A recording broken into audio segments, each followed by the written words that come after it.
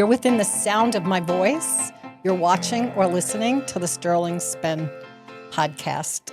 And I am so excited to bring you a new spin for living, loving, learning, and laughing, because we do a lot of laughing in this studio, I'll tell you.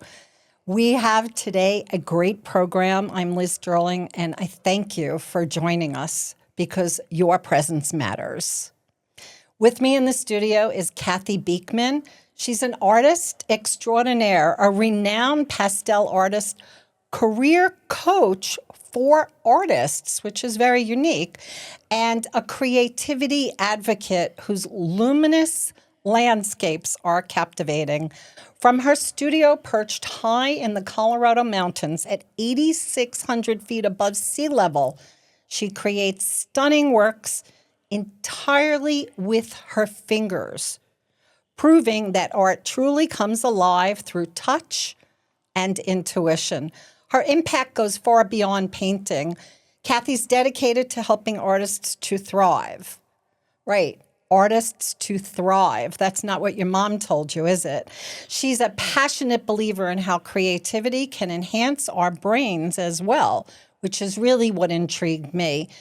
Boosting our neuroplasticity, our emotional well-being, and the way we navigate life itself. Whether you're an artist, a creative spirit, or simply curious about how art shapes our minds, you will love our conversation.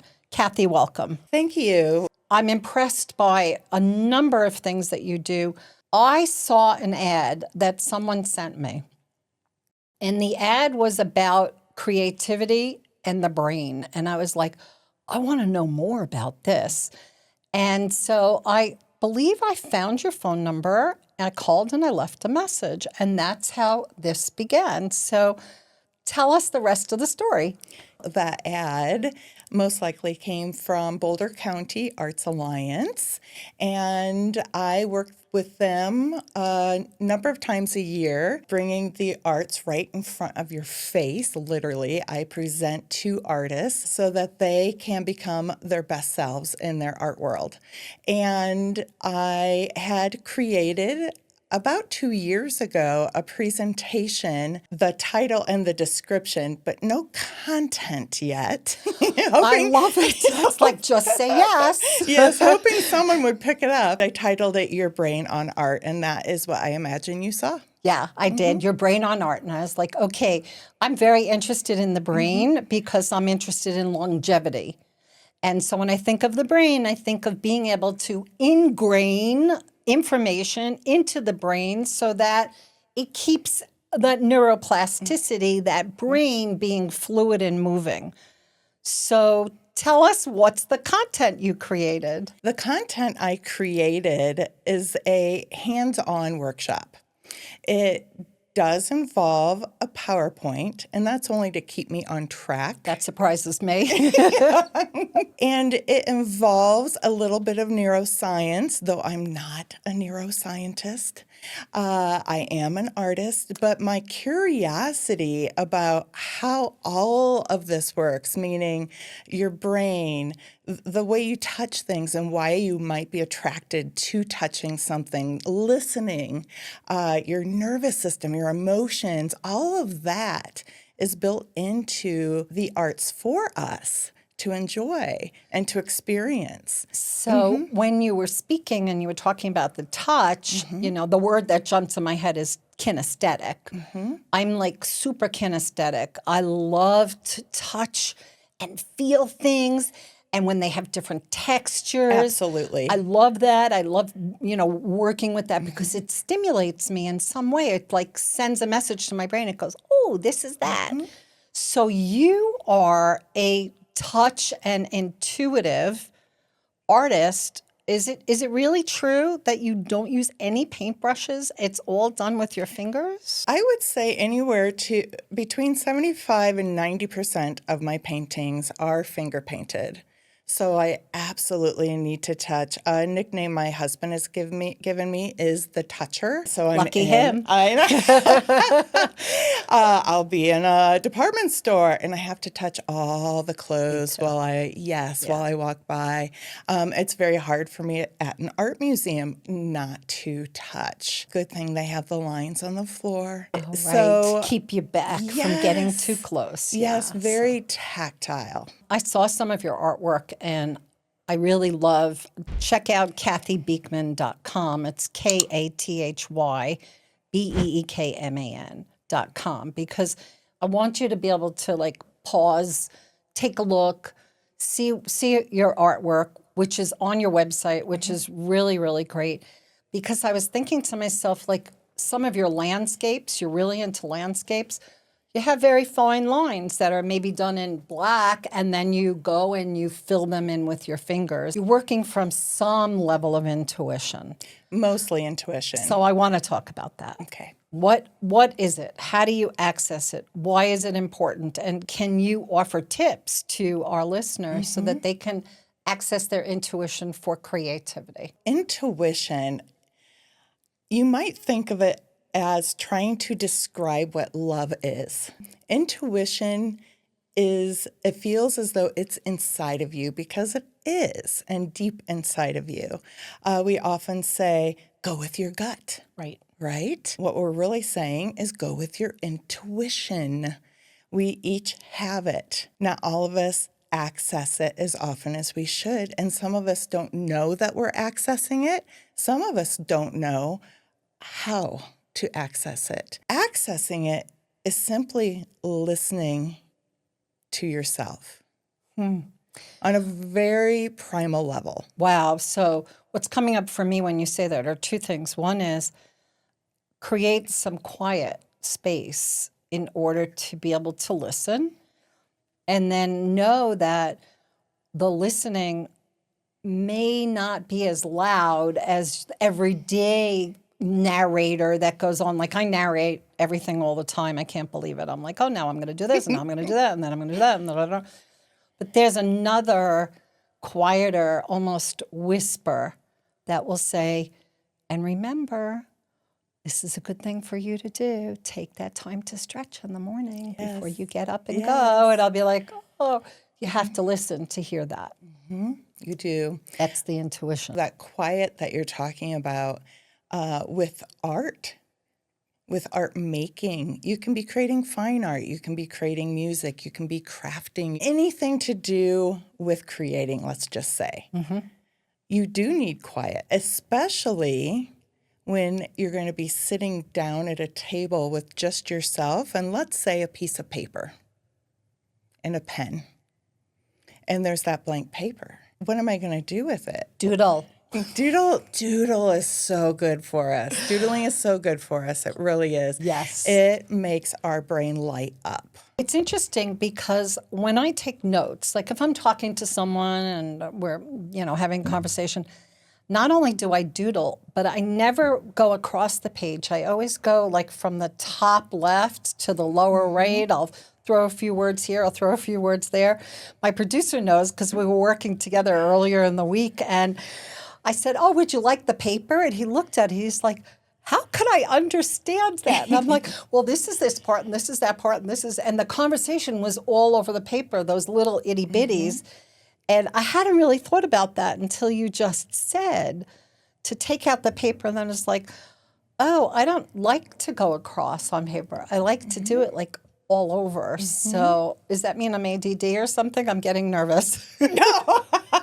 And if you are ADD, it's okay. Well, that's true too. Yes. Thank you for saying that. I probably am. I do go all over the place. When you take your paper and you sit down, it's the being with yourself and then being aligned with what's to be created. And you don't necessarily know what that's going to be until it like comes out and comes through you. So let's talk about how the brain may have something to do with being in this process of creation. First and foremost, our brain is not just this thing in our head that sits there.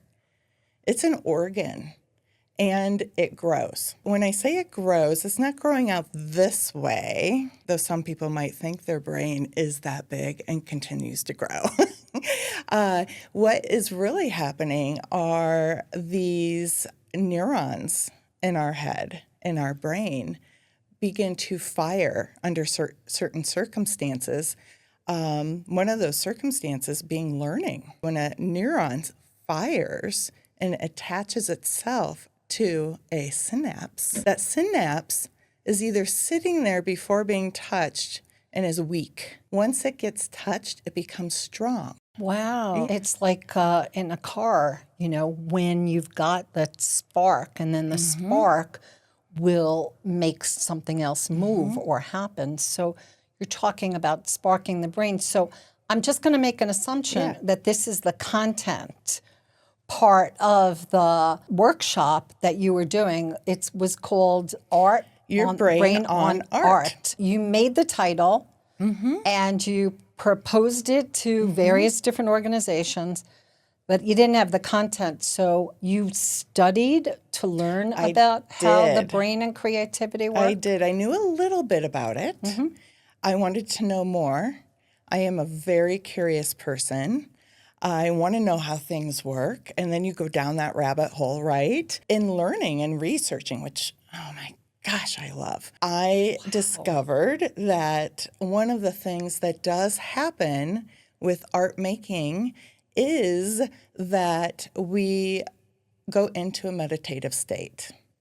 And that can happen within 10 minutes up to 45 minutes, depending on the person, where they are with stress hormone levels, et cetera. And if like high stress level, it's going to take longer to might get take there a little because you're longer. starting from behind the 8 ball and you've got to catch up, center ground, and then you go from there. So 10 minutes to 45 minutes is the time in which that neuron gets activated and then it catches the synapse and then it fires it up. It can, absolutely. It can happen. When art making, our prefrontal cortex, which is in the front of our brain here, helps regulate emotions.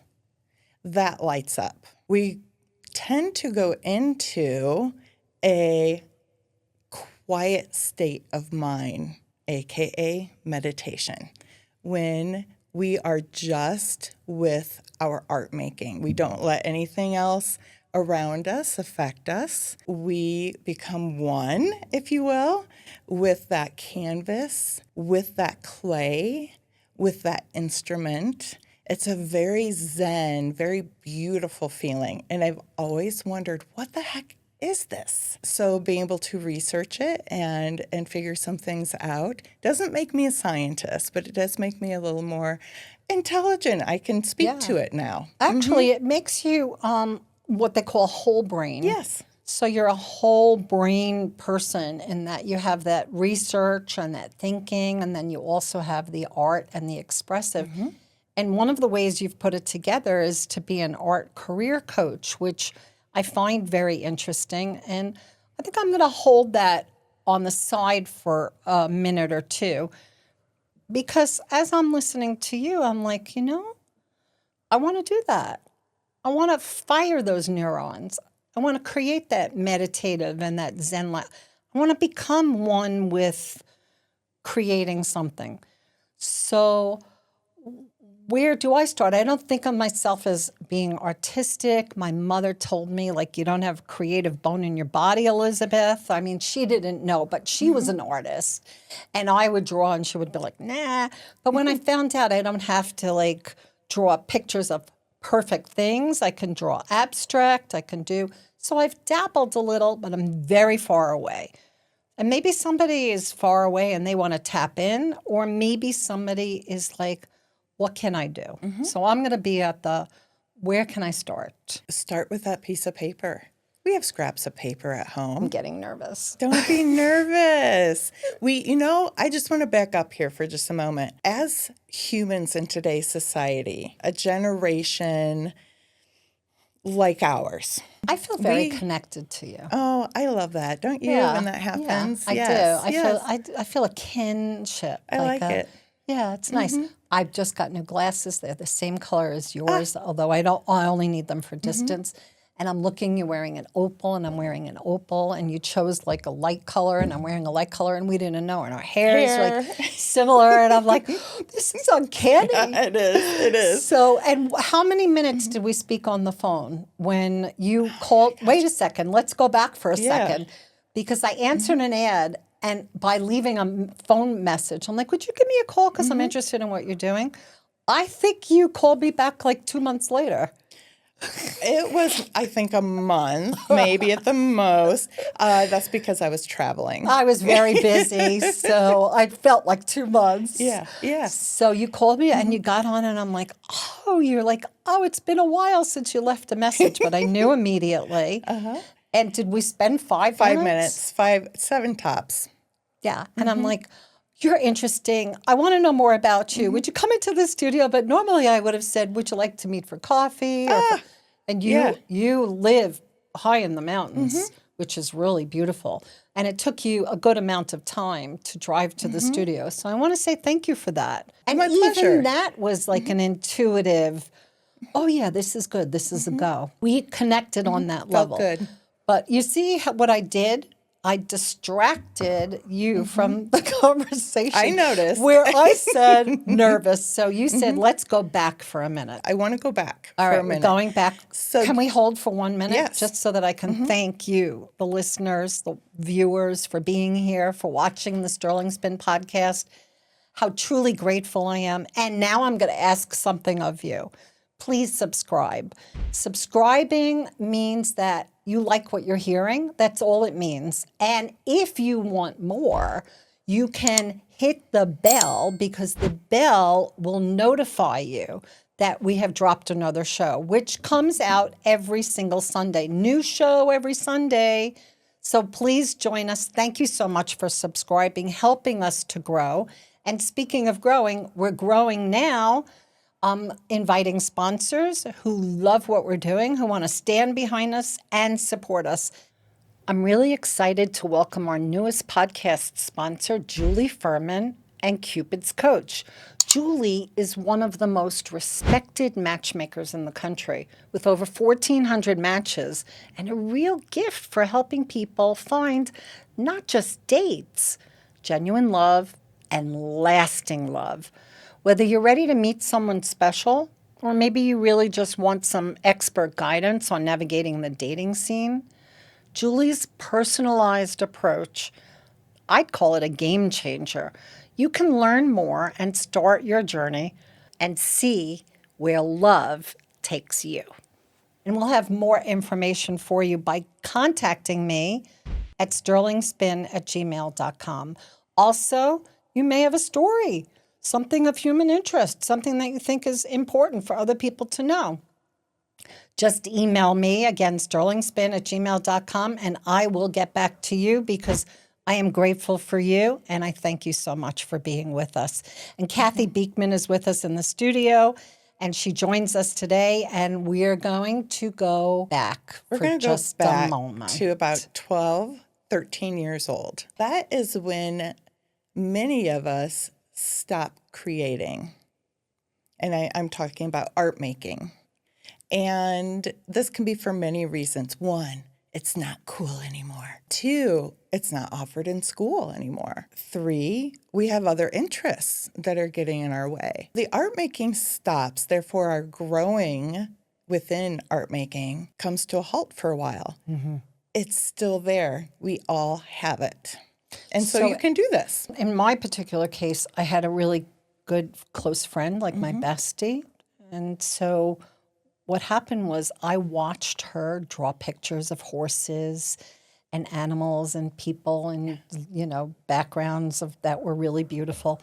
And I made up in my head, and I said, you don't have any skill sets in this area, so focus on something else. And then I got a reinforcement from my mother, who was like, nah, you're not really an artist. So I had like a double whammy to shut that down. And you're saying that happens to most people. It happens to a lot of people. Those people that know themselves as artists tend to continue, even if it's on the side, and others will become professionals, but it's there. And so if you're looking for an opportunity to begin again, like I said, we all have paper someplace in our house. Just grab the paper. You don't have to go out and buy fancy art supplies. Grab a paper, a pen, a pencil, a Sharpie. And if you like to doodle, doodle.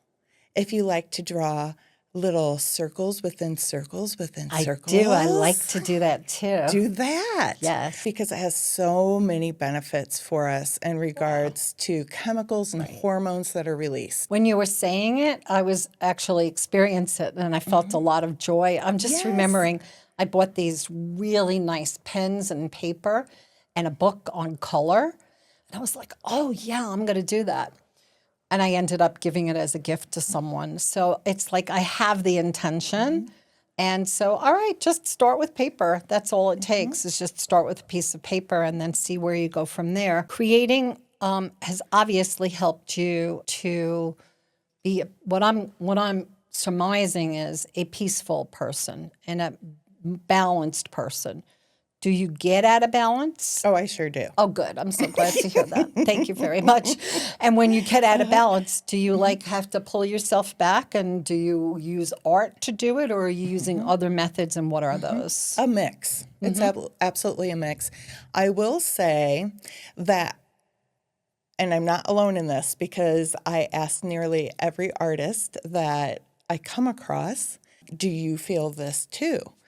If I've not been creating for a while, I get very anxious, extremely anxious. And when I say not for a while, it can be a few days. For some people, it can be weeks, it can be months, and even years. And something has gotten in our way. It can be just life, right? But getting back to it is important. And for me, speaking for myself, I need the art making. I need that tactile experience. I need the going inside of myself. I need that meditative feeling because it is so calming. We get a dopamine, serotonin, endorphin rush from creating, and that's a beautiful cocktail. When you're creating, for someone, they may be listening to this and they may say, well, that's not my thing. That's not my bag. I really like to play the piano or I really like to dance to music or I really like to move my body. So can we call that creative and artistic and will it have the same effect? Yes, it sure will. You don't have to do it, sit down and do it on paper. So you're reminding me that I signed up for a calligraphy course in that as like, I got really excited.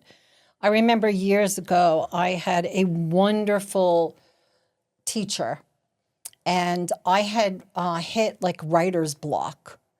I could not write. It wasn't forthcoming. I couldn't write. And I said to my teacher, I'm like, I don't know what to do. I can't get the words to start moving. And he said, I want you to start practicing calligraphy. And I was like, what are you talking about? That doesn't make any sense. And he said, just think about it. You're going to open up a channel in which you're going to allow the movement of the ink from the pen to fall onto the paper. And everything in your attention is going to be focused exactly at that point at which the pen meets the paper. And then creativity will happen.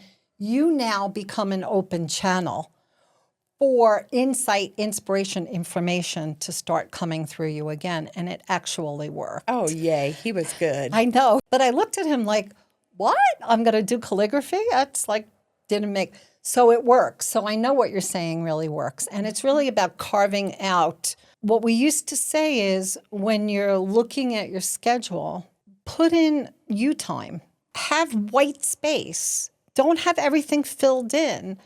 Create space for you to be with you so that you know that you're worth it and you're worth making the time for. So artists clearly have to do that. You now branch into someone who speaks to artists and says, you have value. And you've become a coach to artists who maybe need some support. How did that happen? How did you move into that's an unusual position to step into? And I also want to say that your website is kathybeekman.com. I mentioned it earlier. It's worth noting that you have had a huge long list of showings, exposure, galleries, acknowledgments, awards. You've been recognized, you've been appreciated. Like, this is a real artist who's in the studio. It's not just somebody I pulled off the street. You really have been appreciated for your work. So how do you help somebody else to feel that? There's two questions there. One was, how did I become a coach for artists? And then the other is, how do I help someone that is an aspiring artist or is an artist and wants to grow their art world? Okay. And I think they're connected. Okay. Yeah. Back in 2006, I believe it was, I decided now's the time. I'm going to be a full-time artist. That was the time I could do that, but it was earlier, 4 years earlier, that I asked a fellow artist, don't you just want to create art? And we were working for someone else, both of us. And she said, well, that's not realistic. And that lit a fire under me. And I said, I'm doing this. I said to self, I am doing this. I'm figuring it out. And I did. And in 2006, it was time. Here I am. And I'm showing my artwork in places like Santa Fe, New Mexico. Then New York calls, hey, do you want to show here? And Hollywood movie stars are collecting my artwork. And I'm just having the time of my life. And I felt not only lucky, but confident because I was doing. And when you do, that's where confidence comes from. There was a feedback system, too, Yes. that you were getting acknowledged and recognized Yes. and appreciated by others. Right. New York and Hollywood. And it's like, Yeah. okay, so that confidence grew in you and Yes. you knew how that felt. And other people saw this happening and they could feel my excitement and my joy. And so they began asking me, how do you do this? How do you do that within the art world? And I thought to myself, there's a business in this. And I want to help people, but I want to help the people that truly want to be helped. Creating a business seemed like the right thing to do. Since then, 2006-ish, I've been helping other artists reach their full potential, whatever that might look like. Does any part of that have to do with how they value their own work? Because one of the things that I've noticed is when people really step into their, like, I am an artist, I am worthy, I have what it takes, they up their own value and they put that on their art. And I think it's important. You hit the nail on the head. It's a tough thing to do. It is. And yet it's very important. And that's one of the things that comes up usually in one of our first meetings together is that gently, I ask them if they would consider calling themselves a professional artist. Usually, I'm going to say that they say no. So it takes some coaxing and some convincing for most artists to be able to see their own potential. What about the other part of the question? And then we're going to wrap us up. And I'm so grateful you're here, and I'm looking forward to more. Yes. And I'm excited because I know you'll have a workshop, and I'll be there. For someone who maybe has that bit of artistic curiosity, and they haven't been able to say, yes, I am. Is there something that they do to make that commitment? You said there's coaching, there's coaxing, there's encouragement. What does somebody do when they want to honor that? And what is it that they're honoring? That they have an artistic inclination, but they haven't done it. Is to explore. Follow your curiosity. Follow it out to the garden. Is it color that you're looking for in your garden? Is it shape? Is it texture? Same thing in the kitchen. And same thing with music. And of course, fine art. Follow your curiosity. Where do you feel most comfortable being in the creative world? Wow, you hit the nail on the head. When you said follow your curiosity, I was like, I'm there. I got it. Yes. It's so good. And when you said lead to the garden, and then just listen, create that space, that time, and explore. Yes. Explore. Thank you so much. I'm so glad Thank we had a you. chance to explore and open up and look at creativity and art, and that you joined us today here on the Sterling Spin podcast. Thank you, Kathy Beekman, for being with us. I'm grateful. Thank you. I'm grateful too. I'm grateful to you. I want to thank you so much to our viewers and our listeners for joining us on the Sterling Spin podcast. I want you to know how much I really, really appreciate you, your presence. Please subscribe. That means hit the subscribe button, and we thank you for that. And then you'll see a little bell. If you hit the bell, you will be notified when we drop a new episode. That's every Sunday, a new episode. And you will be notified, and we will be very much appreciative of our mutual engagement. I thank you so much for being with us. Remember, keep spinning toward tomorrow today, and you matter. Thank you so much for joining us. Bye.